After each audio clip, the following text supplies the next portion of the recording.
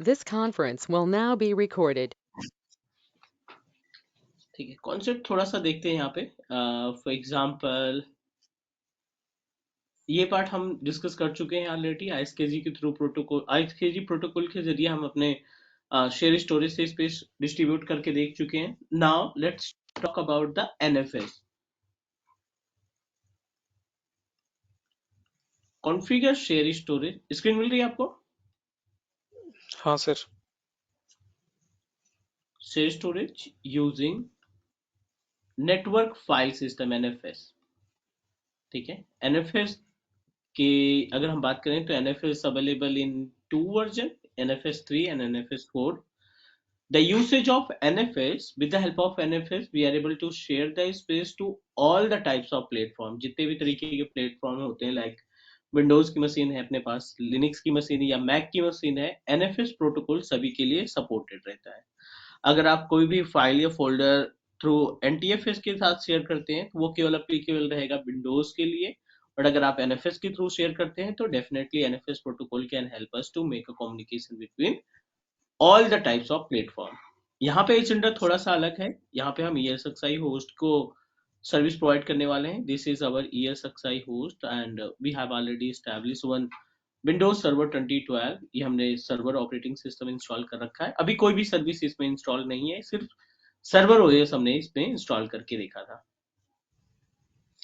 And server operating system को हम treat कर रहे हैं as share storage, NFS and iSCSI का प्रोटोकॉल हम इसमें ऑलरेडी इंस्टॉल कर चुके हैं मैनेज में जाकर।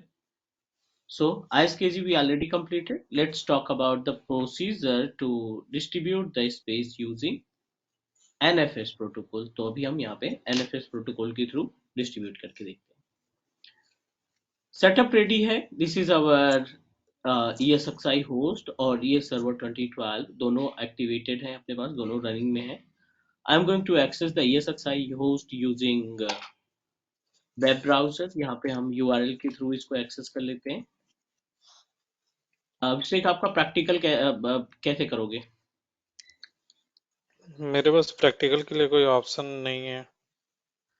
कल का टाइम आप दो और अपने सिस्टम में एक टूल इंस्टॉल कर देना, एमी एडमिन, ठीक है? तो ठीक। कल क्लास के बाद या क्लास के पहले कर लो। आप क्लास के बाद मुझे जरूरत रहेगी मशीन की। क्लास के पहले हम्म, आप ना, 5:30 के पहले आप 3 o'clock सिस्टम एक्सेस कर लो, ठीक है? तो 3 से 5 तक आप अपना प्रैक्टिस कर लो, उसके बाद फिर 5 से हम अपनी क्लास कर लेंगे। सर 3 से तो नहीं कर पाऊंगा, 4 बजे से कर पाऊंगा क्योंकि मैं 3 बजे फ्री होता हूँ तो खाना पीना फिर खाना रहता है। चार कल से तो पाँच कर सैटरडे है, लेता ऑफ नहीं होता क्या सैटरडे? हूँ। मेरा ट्यूसडे वेडनेसडे ऑफ रहता है। ट्यूसडे वेडनेसडे ऑफ रहता है। हम्म, अच्छा, चलो कोई नहीं, फिर हम कर लेते हैं कल 4 से। आप एक्सेस कर लेना 4:30 तक। 1.5 घंटे में प्रैक्टिकल हो जाएंगे। रिकॉर्डिंग आपके पास सही है तो थोड़ा थोड़ा देख करके ये फाइनल कर लेना। हम्म, एनीवे चलो, ये स्टोरेज अपने पास है एंड स्टोरेज में हमने आईएसकेजी के थ्रू, अडेप्टर के थ्रू हमने कनेक्ट करके देख लिया था। अभी टाइम है आईएसकेजी के जरिए, सॉरी, एनएफएस के थ्रू कैसे अटैच करते हैं वो चेक कर लेते हैं। 1.18 हमारा ESXi होस्ट का एड्रेस है। Let me log in our Windows server operating system. और इस विंडोज सर्वर की IP address we have already checked. I think इसकी आईपी एड्रेस हमने 101 रख रखी है। 101 की इसकी आईपी एड्रेस है। मैनेज में जाकर के आपको वेरीफाई करना है एड रोल में जाके कि एनएफएस का प्रोटोकॉल इस पे इंस्टॉल होना चाहिए। और ठीक है, NFS server, server for NFS already install, iSCSI target server already install, तो no need to do anything. अब आपने क्या करना है, ओपन एनी ड्राइव। जितनी भी ड्राइव्स आपने बना रखी है, जैसे इसमें एक 19 GB की एक सेपरेट ड्राइव हमने बना रखी है, इसमें आपको एक फोल्डर क्रिएट करना है। Just need to create a one folder. यहाँ पे जाकर के हमने एक फोल्डर तैयार किया एनएफएस के नाम से। इट्स नॉट मैंडेटरी कि आप एनएफएस नाम रखो, कोई सा भी नाम हो सकता है। Right click on folder, go to the properties and यहाँ पे ऊपर देखो एनएफएस शेयरिंग का ऑप्शन दिखाई पड़ेगा। Manage NFS sharing, share this folder, permission, और इसको आप रीड ओनली की जगह पे रीड राइट का परमिशन दे देंगे एज इट इज। यहाँ पे अपने सर्वर की आईपी देंगे 192.168.1.101। ये हमने आईपी दे दी, असाइन कर दी कि I wanted to share the space through 101। Okay किया and yes, apply and okay. ठीक है, ये हमने शेयर कर दिया। Back to the ESXi host and GUI के पैनल में जाओ। आप बहुत ही बेसिक सा स्टेप यूज करना पड़ेगा। न्यू पे जाओ, इस बार आप VMFS पे ना जाओ, माउंट NFS पे जाओगे। नेक्स्ट करोगे, यहाँ पे नाम दे दोगे टेस्ट NFS, और NFS में सर्वर में आप इसका आईपी एड्रेस दे दीजिए 101, और यहाँ पे आपको देना पड़ेगा पाथ। तो पाथ कैसे निकालेंगे, सर्वर में जाओ, ई ट्राइब पे जाओ, NFS पे जाओ, और ये आपका पूरा पाथ हो जाएगा E:/NFS। तो सेम पाथ आप दे दीजिए अपने ESXi होस्ट को E:/NFS।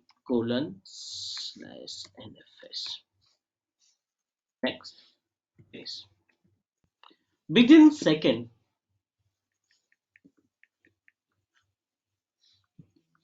ठीक है, within second we are able to connect our ISKZ, we are able to connect our storage, share storage to ESXi host। कोई क्वेश्चन? नहीं सर।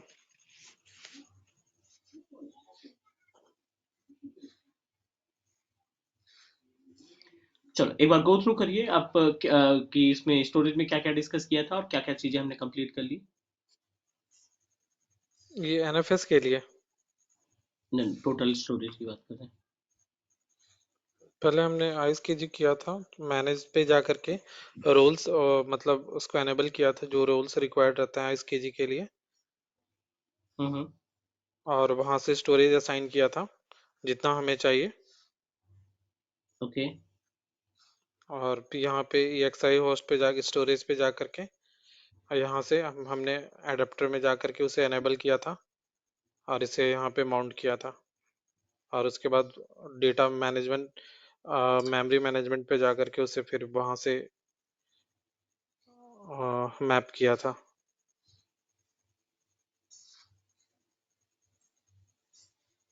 Okay great.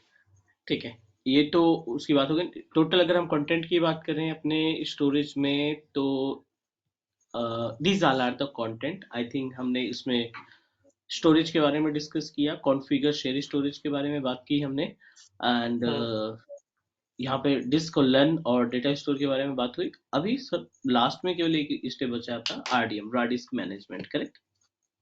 हम्म। तो ये अभी जो आपने NFS किया वो मतलब यहाँ पे शो नहीं हुआ, वो उसे कैसे रिफ्लेक्ट करवाएंगे? तो जो आपने मतलब EXI होस्ट पे हमने मशीन जो क्रिएट किया था उसमें हमें देखना होगा ना उसे। तो ESXi में आ रहा है ना, या टेस्ट NFS के नाम से? तो इस पे जो हमने VM बनाया था तो उसमें रिफ्लेक्ट करना चाहिए ना। तो VM में जब आप लगाओगे, अभी जैसे VM को ऑन किया हमने, ठीक है, अब VM के में आपको देना पड़ेगा ना, अपने आप नहीं जाएगा। जो स्पेस होगा वो स्पेस आपके ESXi को असाइन किया जाएगा, ठीक है, और ESXi ऑनर रहेगा कि वो किसको कितना बांटना है, डिस्ट्रीब्यूट करना है। रियल इन्वायरमेंट में भी ऐसा ही होता है। तो फिर यहाँ भी मतलब डिस्क मैनेजमेंट में जा करके उसे एनेबल करना पड़ेगा। डिस्क मैनेजमेंट में भी इनेबल करना पड़ेगा, बट डिस्क मैनेजमेंट के पहले आपको अपनी वर्चुअल मशीन के अंदर स्टोरेज को असाइन करना होगा। Let me show you.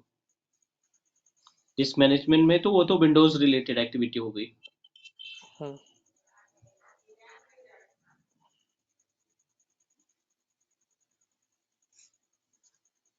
ठीक है, यहाँ पे wait, just going to log in it. अभी जो आपने शेयर स्टोरेज डिस्ट्रीब्यूट किया है वो किसके पास आया है? शेयर स्टोरेज आपके ESXi होस्ट के पास आया है ना? हाँ। ये ESXi होस्ट के पास आ गया है, बट अभी इस ESXi ने अपने 19 पॉइंट समथिंग जीबी को किसी के साथ डिस्ट्रीब्यूट नहीं किया, राइट? हम्म, 19.4 जीबी जो है अपने पास, किसी को डिस्ट्रीब्यूट नहीं किया। अब वर्चुअल मशीन ने रिक्वेस्ट की कि can you please assign me one storage. अब अगर हम्म, इसके सिस्टम में जाकर के डिस्क मैनेजमेंट में जाकर के वेरीफाई करें, तो लेट मी चेक कि क्या स्पेस हमें मिल रहा है।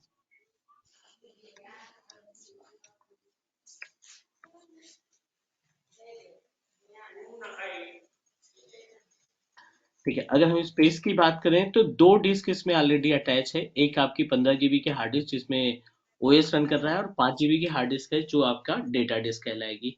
बट इसको हमने लोकल से जोड़ा है, ठीक है, शेयर से नहीं जोड़ा है। एक और हम हार्ड डिस्क यहाँ पे अटैच करने वाले हैं with the help of iSCSI, with the help of our NFS, जो एनएफएस से अटैच किया उससे एक हार्ड डिस्क और अटैच कर देते हैं। ठीक है, हम्म एक्शन पे जाओ, आप एडिट सेटिंग पे जाओगे। अंडर द एडिट सेटिंग आप ऐड डिस्क पे क्लिक करोगे, न्यू डिस्क पे क्लिक करोगे, और I wanted to share 10 GB का स्पेस हम डिस्ट्रीब्यूट करना चाहते हैं। ठीक है, फिल प्रोविजन। अब देखिए ये कहाँ से उठा रहा है, डेटा स्टोर लोकेशन क्या दिखा रहा है, डेटा स्टोर 1, ये लोकल वाला है। हम इसको डिस्ट्रीब्यूट करना चाहते हैं किससे, शेयर स्टोरेज से। तो आप ब्राउज पे क्लिक करो, यहाँ पे दूसरा डेटा स्टोर सेलेक्ट करो, टेस्ट एनएफएस सेलेक्ट, 10 GB का स्पेस, थिन प्रोविजन, और इसको सेव कर देंगे। विद इन सेकेंड आपका स्पेस यहाँ पे अटैच हो चुका है, and now you need to format it. तो फॉर्मेट तो करना ही पड़ेगा, आप इसको फॉर्मेट कर दीजिए राइट क्लिक करके, online, then initialize the disc,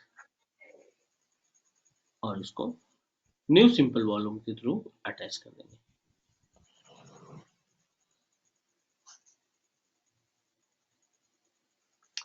ठीक है, यहाँ तक कोई क्वेश्चन?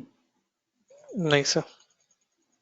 ठीक है, कॉन्सेप्ट क्लियर करके रखना ताकि रियल इन्वायरमेंट में जब भी कोई डिमांड करे स्टोरेज की, डिस्क की, तो वी शुड प्रोवाइड। ठीक है, तो स्टोरेज हाँ, एक प्लस बार की प्रैक्टिकल डिस्क करने को से हमें, वो मतलब क्लियर हो हाँ, जाएगा। वो प्रोसीजर आपको मतलब थ्रू द रिकॉर्डिंग आप समझ लेना। एक दो बारी आप टास्क परफॉर्म करोगे ना, तो डेफिनेटली ये चीजें जो है आसान हो जाएगी। डन, यहाँ तक स्टोरेज का काम खत्म। हम्म चलो, एक सबसे इंपॉर्टेंट पॉइंट है अपने पास जो आरडीएम कहलाता है। ठीक है, राड डिस्क मैपिंग, क्योंकि रियल इन्वायरमेंट में कई क्लाइंट ऐसे रहते हैं जो सिर्फ आरडीएम की डिस्क को यूज करते हैं, they don't know about data store या हार्ड डिस्क। वो कहते हैं मुझे आप आरडीएम प्रोवाइड किए, क्योंकि आरडीएम क्या होता है, थोड़ा सा नॉर्मल स्टोरेज से आपकी जो डाटा ट्रांजेक्शन स्पीड होती है ना, वो फास्ट होती है। ठीक है, आरडीएम इज बेसिकली रा disc mapping.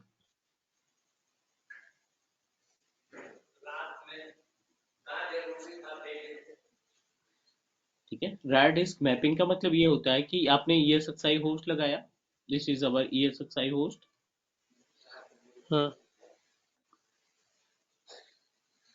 We establish a share storage. यहाँ पे कोई भी शेयर स्टोरेज आपने अटैच कर दिया, लाइक 50 TB के आसपास आपने शेयर स्टोरेज अटैच कर दिया।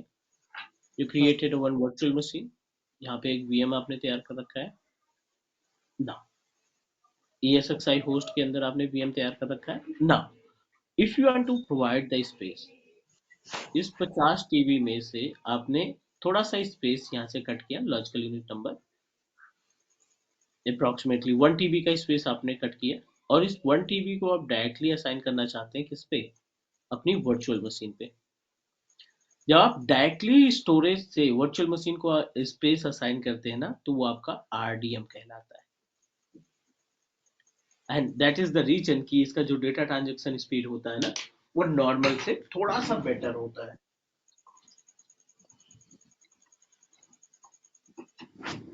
तो ये आरडीएम मतलब लेते कैसे हैं? आरडीएम के लिए आईएसकेजी प्रोटोकॉल की रिक्वायरमेंट होती है, and with the help of iSCSI protocol we are able to do that. ठीक है, तो एक प्रैक्टिकल देख लें हम। हाँ सर। ठीक है,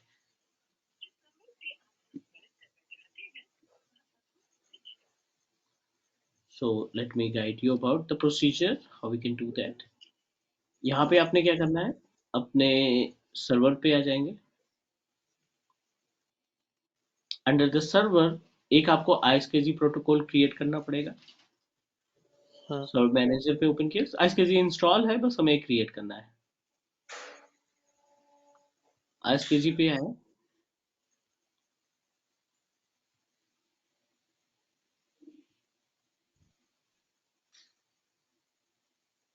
टास्क पे गए, न्यू वर्चुअल डिस्क पे गए, यहाँ प्रोड्यूस आपके पास 30 गिग क्या था, just going to provide 15 gig space RDM के लिए, 15 जीबी का स्पेस यहाँ पे प्रोवाइड कर रहे हैं RDM storage.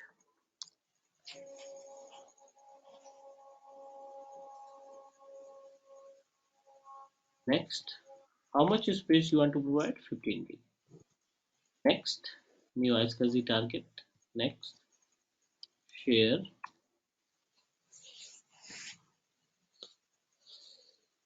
the available share RDM. Add पे क्लिक किया और यहाँ पे आपको ISKG का ESXi का IP एड्रेस प्रोवाइड करना पड़ेगा। सो 192.168.1.18 ये हमने IP एड्रेस दे दिया। ओके पे क्लिक करेंगे, नेक्स्ट नेक्स्ट एंड क्रिएट।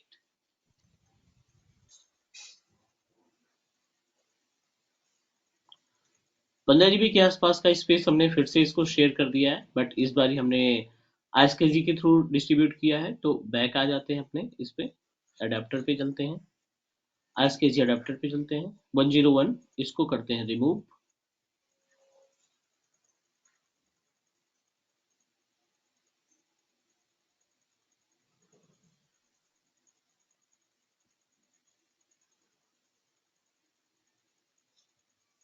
आप सर्वर की IP एड्रेस प्रोवाइड कर दीजिए।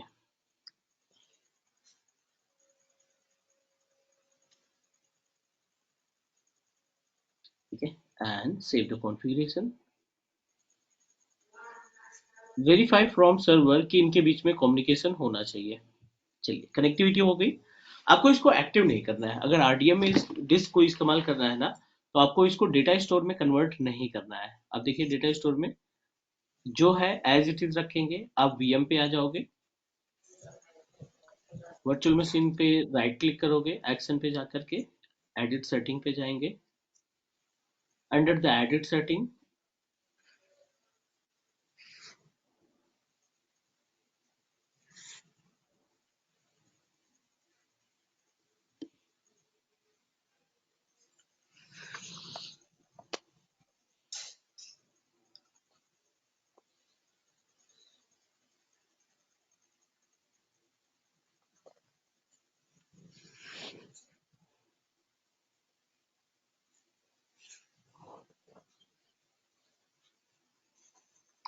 बिट स्लो थोड़ा सा, हम एक बार फिर से चेक मार्क करते हैं इसको।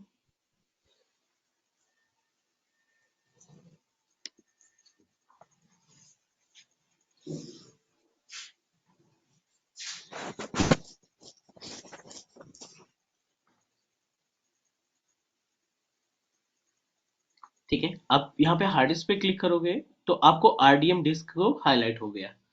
पहले हाईलाइट नहीं था क्योंकि हार्ड डिस्क आपने जोड़ी, तो ये आरडीएम डिस्क हाईलाइट हुई। क्लिक करेंगे, 15 जीबी का स्पेस जो अभी आपने अटैच किया वो आपका हाईलाइटेड है। सेलेक्ट करिए, आप सेव कर देंगे। विद इन सेकेंड आपकी जो डिस्क है यहाँ पे आपकी हाईलाइट हो जाएगी। तो आप we just need to open the disk management. 15 GB की हार्ड डिस्क जिसको हमने आरडीएम के थ्रू प्रोवाइड किया है, just need to enable it.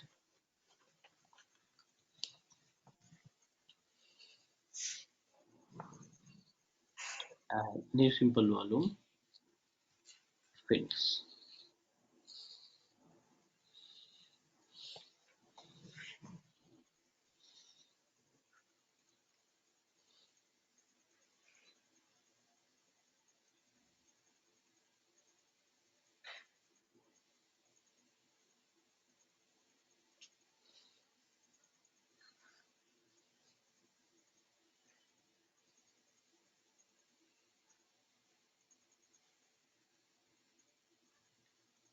ठीक है, ये हो गया अपने पास आरडीएम, रॉ डिस्क मैपिंग या raw disk management.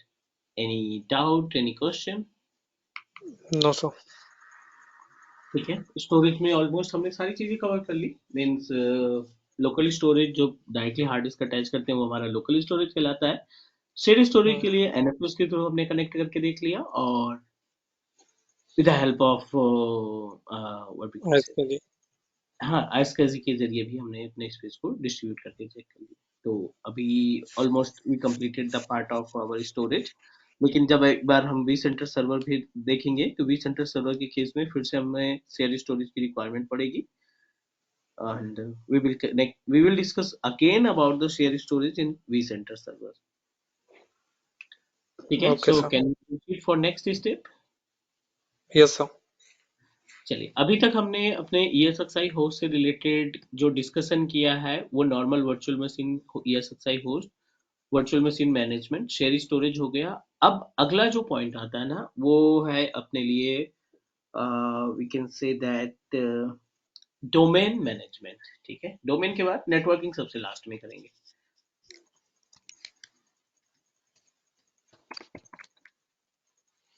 Domain for VMware. So, what do you think about the Active Directory services?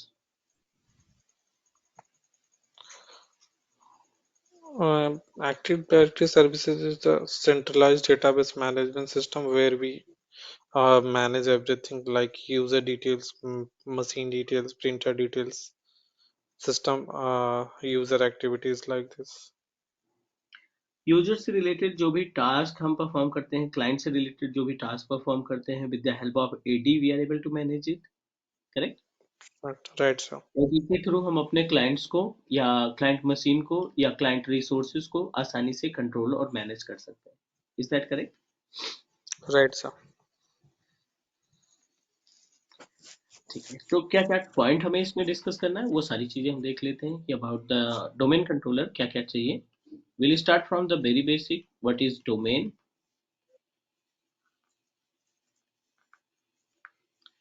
Then we'll talk about prerequisite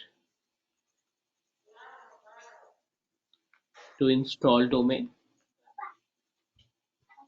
to install domain controller. Okay.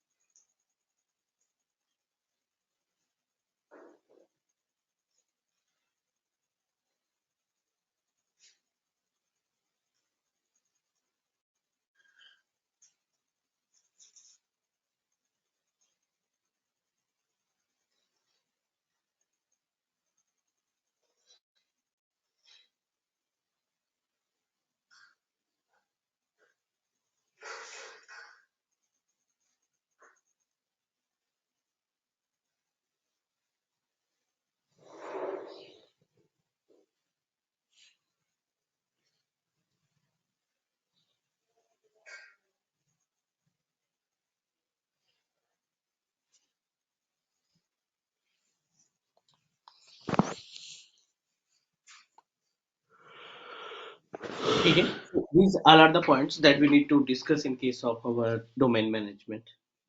इतनी सारी चीजें Okay, हमें sir. यहाँ पे discuss करनी है। तो डोमेन की बात करें तो yes, it's a type of centralize control provider that help us to control the multiple resources, not only the client machine, with the help of domain हम अपने प्रिंटर को, शेयर फोल्डर को या अदर कोई जैसे ESXi हो गया, Citrix का कोई सर्वर हमने इस्टेब्लिश किया है तो उसको भी आसानी से कंट्रोल और मैनेज किया जा सकता है।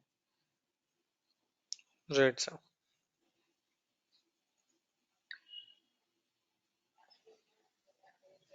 Next about the prerequisite to install the domain controller. तो प्रीरिक्विजिट से स्टार्ट करते हैं ताकि सारी चीज़ें आसानी से हमें समझ में आ जाए। अबाउट द प्रीरिक्विजिट, अगर हम यहाँ पे बात करें प्रीरिक्विजिट्स की, तो डोमेन इंस्टॉलेशन के लिए एक हमें सर्वर की नीड पड़ेगी, which is required install server machine, any server operating system may be 2012 और 16 या 19, कोई सा भी सर्वर OS आप इंस्टॉल कर पाएंगे। सेकेंड इंपॉर्टेंट पार्ट जो रहेगा, configure manual IP address DNS के लिए, and third configure prefer and alternate DNS,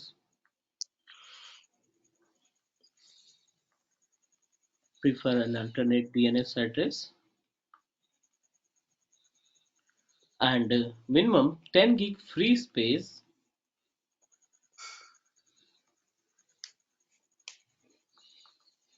in C drive means OS की ड्राइव में लगभग 10 जीबी के आसपास का स्पेस अवेलेबल होना चाहिए। तो these all are the prerequisite, ये हमारे पास सभी प्रीरिक्विजिट्स है।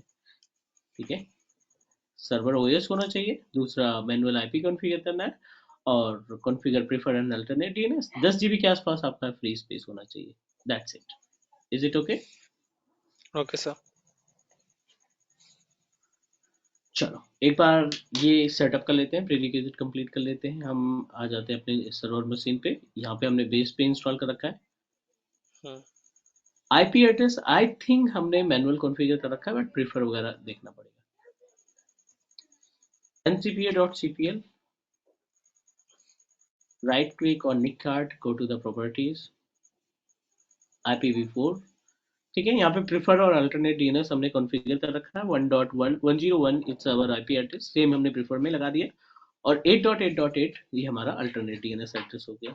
Click okay, again click okay, everything is okay. तो अब हम प्रोसीड कर सकते हैं इंस्टॉलेशन पे।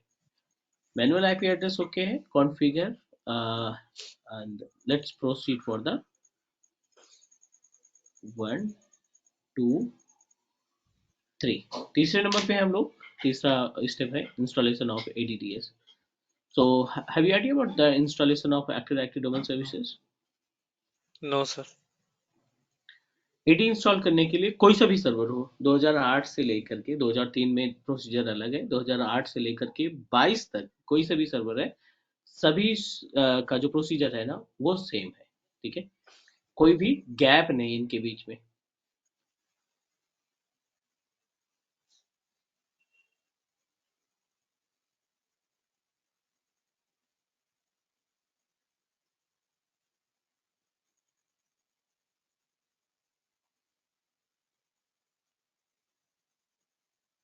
चलो यहाँ पे इंस्टॉलेशन के लिए अभी ये मशीन हमारे पास पूरी तरीके से ब्लैंक है। ब्लैंक इन द सेंस कि हमने इस पर कोई भी सर्विस इंस्टॉल नहीं कर रखा है, तो it consider as a blank. ठीक है, blank in the sense without active directory domain services. So ठीक। Next what you need to do, यहाँ पे आपको सर्वर मैनेजर ओपन कराना है। Under the server manager wizard we will find the n number of roles and features are available. जैसे हमने आईएसकेजी के लिए रोल इंस्टॉल किया था, और उसी तरीके से हम्म, एक्टिव डायरेक्टरी सर्विसेज के लिए भी हमें एक रोल इंस्टॉल करने की जरूरत पड़ेगी। मैनेज पे जाओ, आप ऐड रोल एंड फीचर्स पे जाओ। Under the added role and features next करोगे, नेक्स्ट करोगे, नेक्स्ट करोगे। यहाँ पे आपको दूसरा ऑप्शन दिखाई पड़ रहा है, नंबर 2 पे जो ऑप्शन दिखाई पड़ रहा है which is active directory domain and active directory domain services, जिसको हम ADDS के नाम से रोल समझते हैं। ठीक है, इसको आप चेक मार्क राइट सर। करोगे, नेक्स्ट करोगे, नेक्स्ट करोगे, नेक्स्ट, और इसको इंस्टॉल पे click.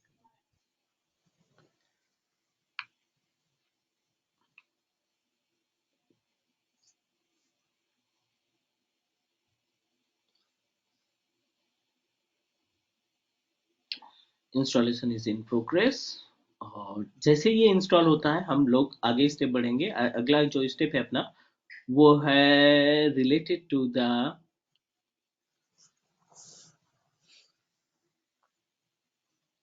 ADDS promotion, how to promote the role for ADDS।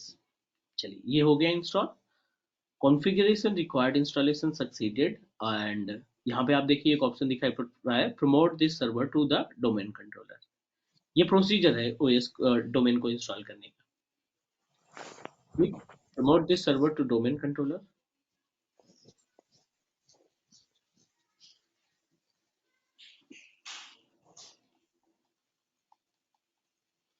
ठीक है, आप देखिए यहाँ पे 3 ऑप्शन दिखाई पड़ रहा है, and we just need to click on last option.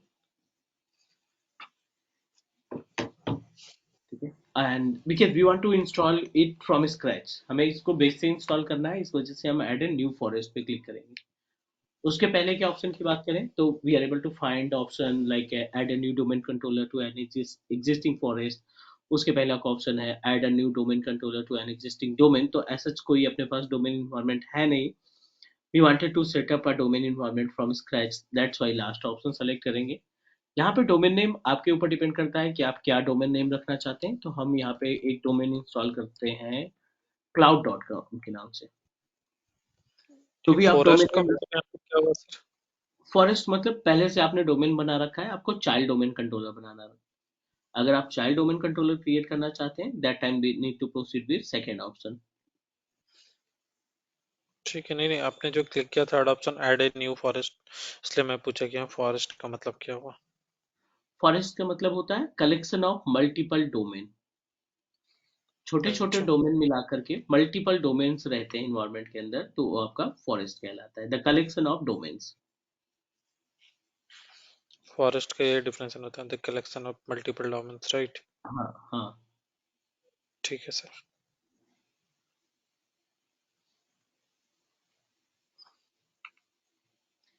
Next, ये हम प्रमोट कर रहे हैं DSRM password, directory restore mode password.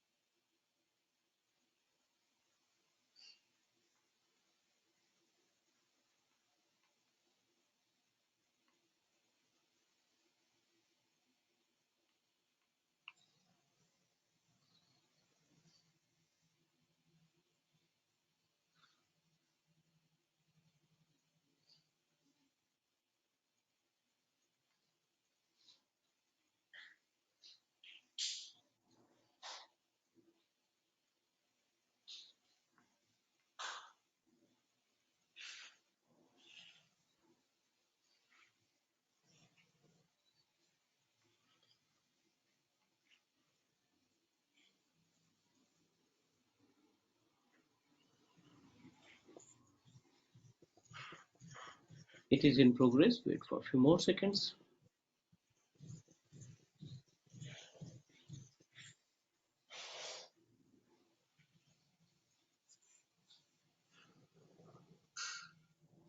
डीएसआरएम password यहाँ पे दे दीजिए, कोई सा भी पासवर्ड चलेगा।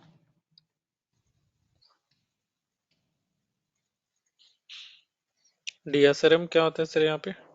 Directory restore mode password, actually एक बैकअप होता है, the backup name is system state backup. ठीक है, जब आप सिस्टम स्टेट बैकअप कॉन्फ़िगर करते हैं किसी डोमेन कंट्रोलर का, और जब आप उसको रिस्टोर करेंगे ना, तो बिना इस पासवर्ड को के आपको रिस्टोर करने का ऑप्शन नहीं प्रोवाइड करेगा। तो ये मैंडेट इसका है पासवर्ड सेट करना? 100% मैंडेट है कि आप बिना इसके आगे स्टेप नहीं करेंगे, और अगर स्टेप कर भी लेते हैं तो आप सिस्टम स्टेट बैकअप कॉन्फ़िगर नहीं कर पाएंगे। मतलब जब हम डोमेन को रिस्टोर करेंगे किसी भी केस में, तो मतलब ये पासवर्ड रिक्वायर्ड होता है, राइट? Exactly, mandatory. ओके। चलिए नेक्स्ट करेंगे इसको। नेक्स्ट, डीएनएस नेम यहाँ पे आना चाहिए, नेट बायोस नेम जिसको हम कहते हैं, जो cloud.com आपने रखा है उसमें क्लाउड सिर्फ आएगा।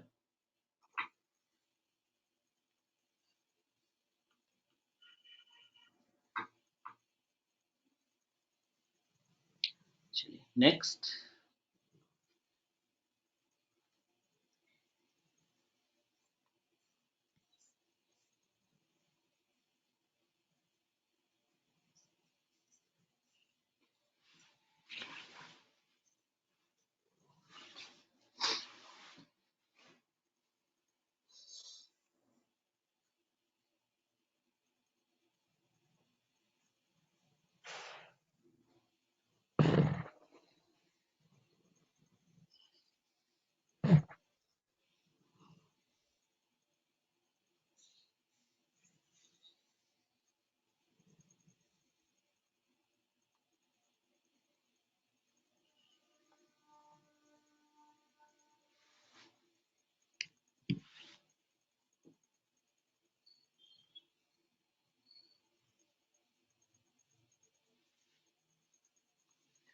Final step install, everything is okay, थोड़ा सा टाइम लगेगा, जैसे ही इंस्टॉल होता है we will proceed for next step.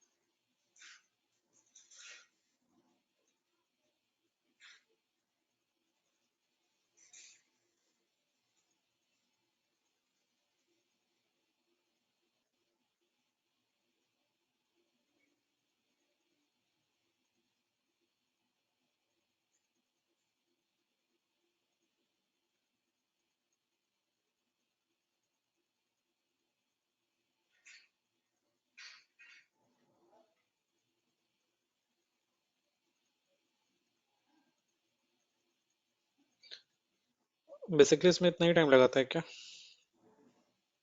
हाँ, इतना नॉर्मल टाइम लग ही जाता है। कल जब प्रैक्टिकल करेंगे तो स्टार्टिंग से कर लेंगे ना? हाँ, इंस्टॉलेशन से लेकर के आप चाहो तो लैब अगर डिलीट भी करना चाहो तो कोई दिक्कत नहीं। हाँ, क्योंकि मैंने एक भी बार ESXi प्रैक्टिकल क्लियर वैसे नहीं हो पाएगा। ESXi इंस्टॉल करके उसमें VM वगैरह लगा करके सर्वर वगैरह नए हम्म, तरीके से कर लेना ताकि सारी चीजें क्लियर हो जाए। हाँ।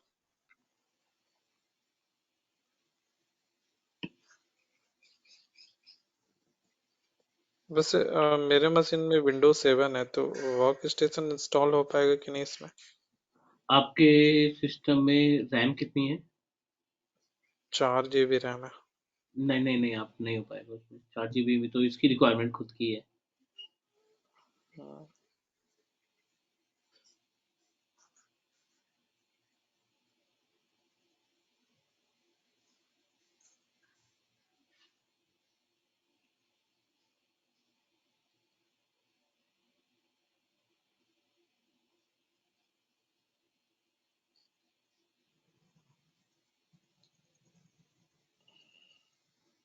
अभी लेटेस्ट में जो विंडोज सर्वर चल रहा है वो 2022 है ना? हाँ, 2022। हाँ, तो ये सारा चीज सेम ही रहता है उसमें, फंक्शन या कुछ डिफरेंट रहता है?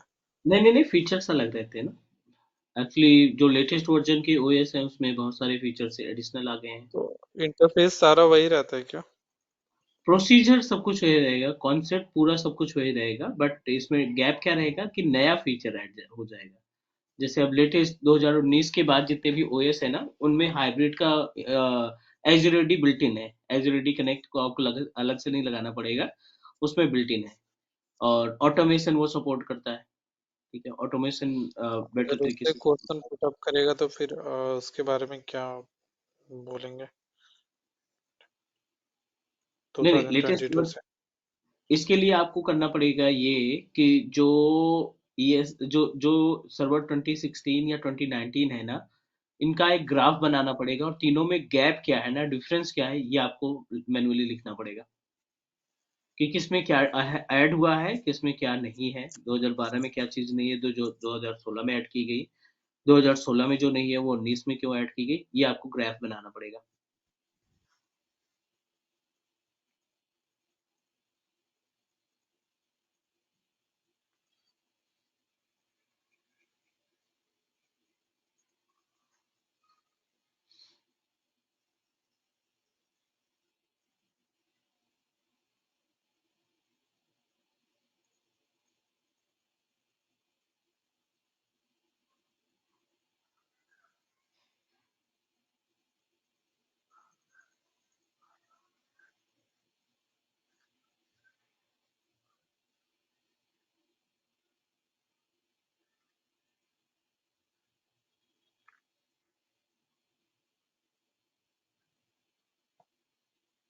चलिए, एडी सक्सेसफुली हमने इंस्टॉल कर लिया है। यहाँ पे what we need to do, यहाँ पे हम cloud.com के नाम से डोमेन हमारा रेडी हो चुका है। लेट मी ओपन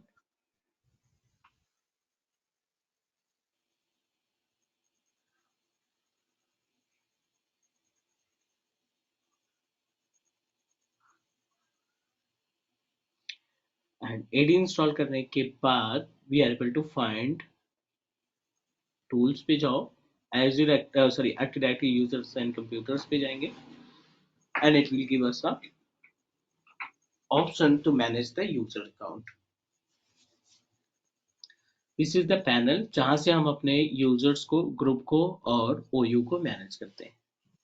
चलो, let's talk about the AD object and containers. So it's mandatory for us. We should know about the gap between objects and container. इनमें difference क्या है ये एक बार देख लेते हैं। And how many types of object and containers are available. ठीक है, how many containers and objects are available ये हमने एक बार देख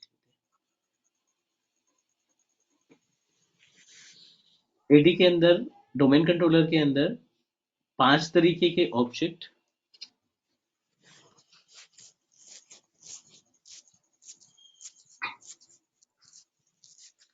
about AD objects and containers. एक डोमेन एडमिन के लिए ये इंपॉर्टेंट है कि we should know about the cap. तो ऑब्जेक्ट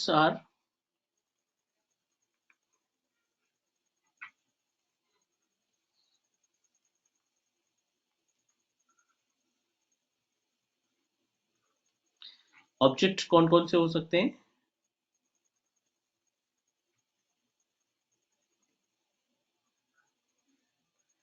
पहला ऑब्जेक्ट है यूजर्स, दूसरा ग्रुप्स, एंड यहीं पे हम डिस्कस करेंगे शेयर फोल्डर के बारे में. Then will talk about printers, और लास्ट में आता है कंप्यूटर्स. ये सभी आपको कंसीडर किए जाते हैं as a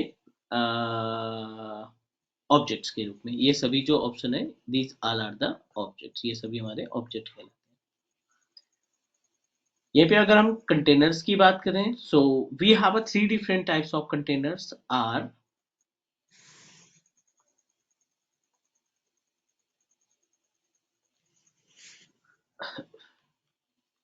the containers are domain. ठीक है, ये एक कंटेनर हो गया. दूसरा साइट्स,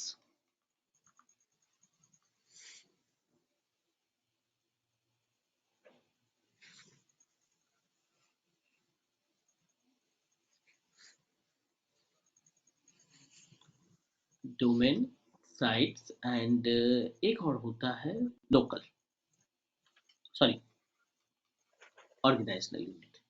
3 तरीके के कंटेनर और 2 तरीके के आपके 5 तरीके के आपके पास ऑब्जेक्ट्स हैं, और 3 तरीके के हमारे पास अबाउट द कंटेनर्स हैं. Is it okay?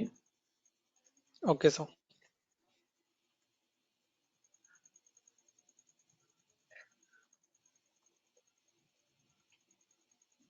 ठीक है. Are responsibility to understand about the concept of users, why it is important, और इसको हम क्यों इस्तेमाल करते हैं रियल इन्वायरमेंट के अंदर.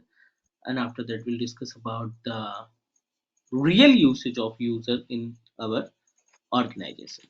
ठीक है, छोटा सा एग्जांपल. मान लीजिए यहाँ पे हमने एक सर्वर इंस्टॉल किया. This is our domain controller.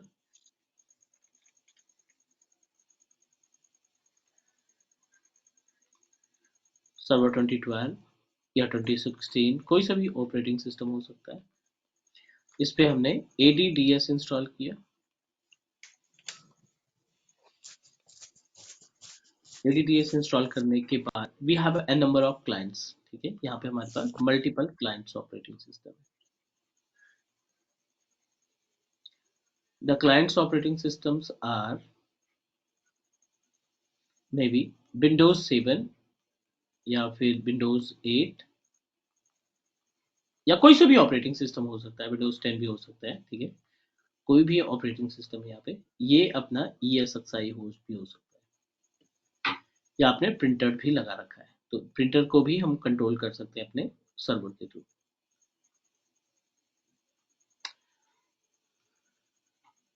All systems are connected to the centralized device जो स्विच के साथ कनेक्टेड है, like this.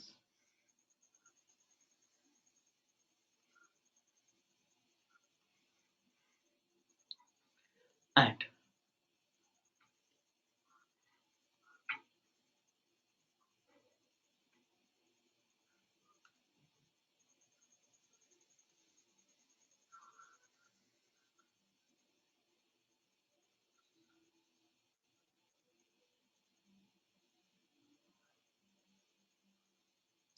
with the help of user account, we are able to log in our client machine.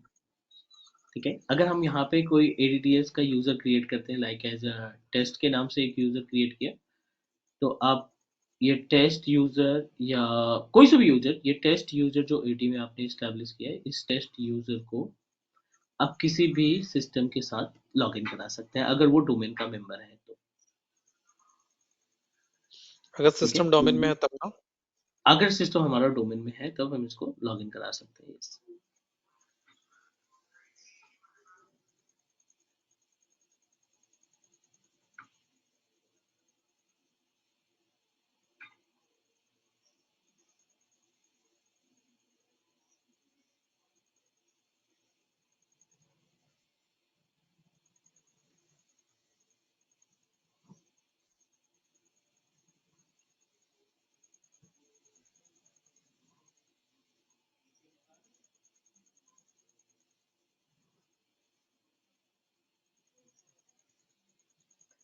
ठीक है, यहाँ तक कोई doubt, कोई क्वेश्चन अभी?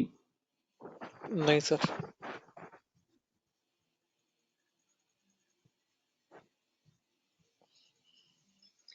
ठीक है, अब क्वेश्चन ये आता है कि हम अपने ESXi होस्ट को डोमेन में क्यों कन्वर्ट करते हैं, which is really important for us. We should know about the actual usage of domain in our VMware environment. So VMware के इन्वायरमेंट के केस में हम अपने ESXi होस्ट को डोमेन के साथ क्यों अटैच करेंगे।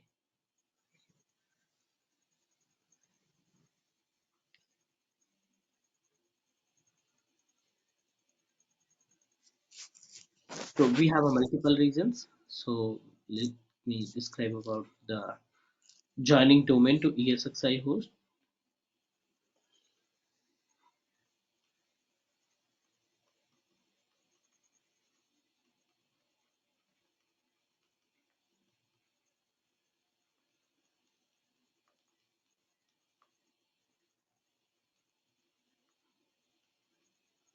फॉर एग्जाम्पल ये अपना ESXi होस्ट हो गया और यहाँ पे अपने पास सर्वर ऑपरेटिंग सिस्टम अवेलेबल है, right. Like as a domain machine हमने इसमें अटैच कर रखा है विद नेम ऑफ cloud.com के नाम से। Okay. तो तो ये जो अब डोमेन मशीन है उसे डायरेक्ट EXI होस्ट पे इंस्टॉल नहीं कर सकते क्या? नहीं, always put into the separate machine. तो सेपरेट मशीन तो जैसे हम ऐसी लोग मतलब प्रॉब्लम स्टोरेज शेयरिंग। प्रॉब्लम क्या होती है कि अगर आपने ESXi होस्ट में डोमेन इंस्टॉल कर दिया और ESXi होस्ट डाउन हो गया तो डोमेन भी डाउन हो जाएगा ना। इस वजह से इन्वायरमेंट को हैंडल करने के लिए आपका जो सर्वर होना चाहिए ना, वो जो डोमेन होना चाहिए वो सेपरेट सिस्टम पे होना चाहिए। तो EXI होस्ट से बस हम लोग मशीन की VM क्रिएट करेंगे, राइट? VM क्रिएट करके शेयर करेंगे। क्लाइंट बोलता है कि मुझे सर्वर चाहिए वर्चुअल मशीन पे, तब उसको प्रोवाइड करेंगे, बट अपने यूज के लिए इन्वायरमेंट सेटअप करने के लिए आप इस्तेमाल करेंगे हमेशा separate computer, separate virtual machine, separate physical machine. या मतलब ये फिजिकल मशीन का भी बात हो रही है, VM की बात नहीं हो रही है, राइट? हाँ, ये फिजिकल मशीन है, ये आपका एक फिजिकल मशीन पहला, और ये दूसरा फिजिकल मशीन है। इसमें हम्म। आपने AD वगैरह इंस्टॉल कर रखा है cloud.com के नाम से, ठीक है। हम्म। ठीक है, तो what are the reason why we need to create our domain controller in our environment. तो पहला जो रीजन है उसका ये है नेम रेजोल्यूशन का। ठीक है, नेम रेजोल्यूशन का मतलब है कि जो IP है अपने ESXi की, उस ESXi की IP के थ्रू प्लस उसके नेम के थ्रू हम एक्सेस कर पाए, ये नेम रेजोल्यूशन के लिए होता है। दूसरा, we are able to configure domain controller for the users and permission. जो हम यूजर लगाएंगे, जो हम यूजर क्रिएट करेंगे और जो उसमें परमिशंस लगाएंगे यूजर्स परमिशंस के लिए, कि हमें कौन से यूजर को क्या परमिशन देनी है वो डोमेन डिसाइड करेगा। नंबर थर्ड, NTP सर्विस के लिए। NTP सर्विस होती है नेटवर्क टाइम प्रोटोकॉल, कि अगर आपके क्लाइंट की ESXi के अंदर मल्टीपल वर्चुअल मशीन आपने तैयार कर रखी है, ठीक है, मल्टीपल VM आपने क्रिएट कर रखा है और उस मल्टीपल वर्चुअल मशीन की टाइमिंग को मैनेज करना है, तो आपने NTP सर्विस इस्तेमाल करनी है। लास्ट ऑप्शन आता है टू इंस्टॉल vCenter सर्वर। अगले लास्ट स्टेप है अपने पास टू इंस्टॉल vCenter सर्वर। हम vCenter सर्वर के इंस्टॉलेशन के लिए भी हम इसका इस्तेमाल करेंगे, ठीक है। ये 4 पॉइंट इंटरव्यूअर हमसे पूछ सकता है कि why we need to set up a domain controller in our VM environment, ठीक है। तो ये चारों पॉइंट हम अपने तरफ से डिस्क्राइब कर देंगे। ठीक है।